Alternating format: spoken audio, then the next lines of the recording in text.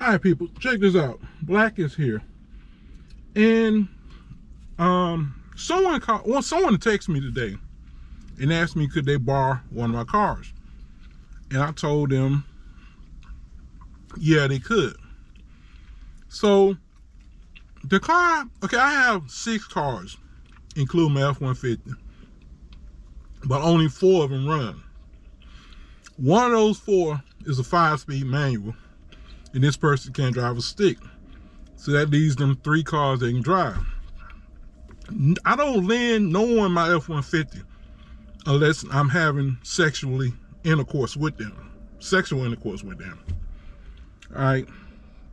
So that leaves my Trailblazer and my Mercedes.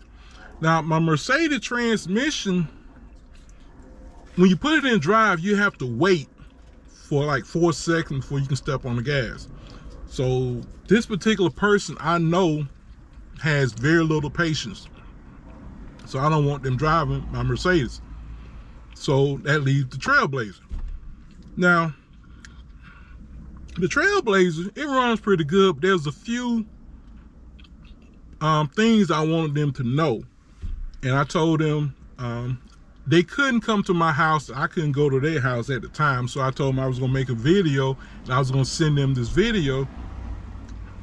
It's just a few things pertaining to the alarm and how to crank the engine up and wait till the RPM drop down to 1,000 before you put it in gear. So this person sent me back a text saying that if I had a problem with if my video had something to do with their hygienes, they didn't want me to waste my time making a video. They was gonna find other means of transportation. The video had nothing to do with their hygienes, nothing to do with it. But I decided, oh, if you're gonna have an attitude like that, go ahead and we're gonna pretend like the video did have something to do with your hygienes, even though it didn't. But what I'm getting ready to say is this. Oh, by the way, this person has 2 cars, and only one of them runs. Well, that one car has been down for over 2 years. So I'm like, what's the point of having 2 cars if you're only gonna keep one running? Don't make sense to me. When I had 2 cars, when one of them broke down, I made sure I fixed that car, because if the other car break down, I have no cars. Now, I remember one time when I had 4 cars.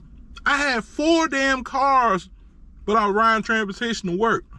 Why? Because I couldn't afford to fix the 4 cars.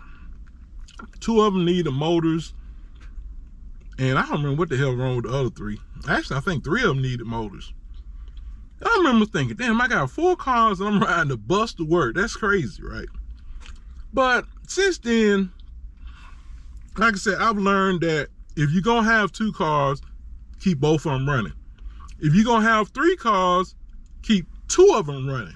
If you're gonna have 4 cars, keep 3 of them running.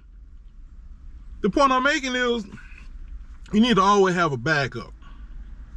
But the thing is this, this person used my Trailblazer some years ago. And when I got it back, I realized that somebody had spilled something in the back seat, and they claimed they didn't do it. But I'm like, no one rides in my car but me, you know.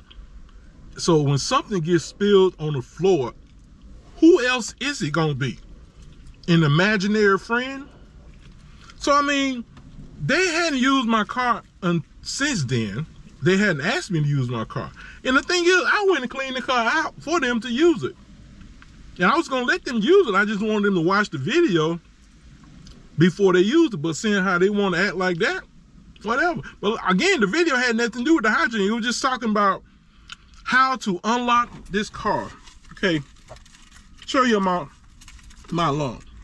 Okay, my alarm is so old, the writing is gone, right? You can't see the writing. But I know this button here unlocks and this button locks it. I don't remember what the hell these 2 buttons did, but it's not the original alarm for the car. So back when I had the N-word living with me, who I thought was my son, I explained to him that you hit this button, you know, this button shoot up in air. So imagine This button unlocks the door. This button locks the door. So that's how you know which button to hit. I find the up part to hit that, right? So I said, if the door don't unlock, take the key and tap it against the top of the door, and then hit the unlock button. It usually unlock. I told him, I said, do not use if the door don't unlock, do not use the key to unlock the door. But he would, 5 o'clock in the morning, the alarm goes off. Why? Because the door didn't unlock. I don't know. He claimed he tapped it against the door, but every time I tap it, it unlocks. Right? But, so that was what the video was just telling her. But, you know, whatever, man. I'm going to tell y'all something happened to me 18 years ago. And I promised myself I would never get in that position, allow myself to be in that position again. What happened? I had just bought the Trailblazer, 2008. And I was off work for a week on vacation. But when I'm on vacation, I get about $300 less per week than I do when I'm at work, right? So anyway, when I come back to work, they didn't really have a lot of work for me because I think they were mad. My company were mad at me because I took a week off. And that was the first time I had ever took a week off. Anywho, they pretend like they couldn't find no work for me. So I went back to work, and remember I had lost $300 because I was off, and I wasn't really making a lot of money. I had just bought the Trailblazer and I was broke. I tried to borrow, it wasn't that. Also, I had bought a Ford Explorer, and I had put a bunch of money in trying to fix that Ford Explorer.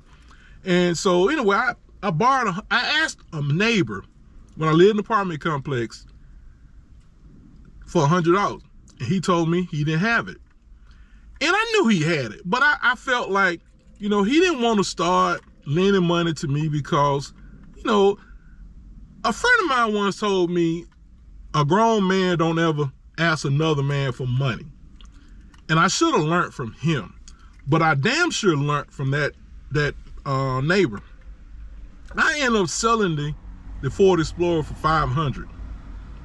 And I used that money to take care of myself until my job, you know, started giving me miles or whatever. But I said to myself, I'm going to make damn sure I never have to ask anybody for money again. And it's been 18 years, and I haven't had to ask anybody for money since then. And to be honest with you, I like it. I love it. I love being independent. I love being independent. I mean, I might be old, ugly, fat, and lonely. Nobody wants to be around me. But at least I got money to buy food, toilet paper to wipe my fat, nasty ass, and I got at least one car to drive. That's all I got to say on the subject. Y'all have a good day. Bye.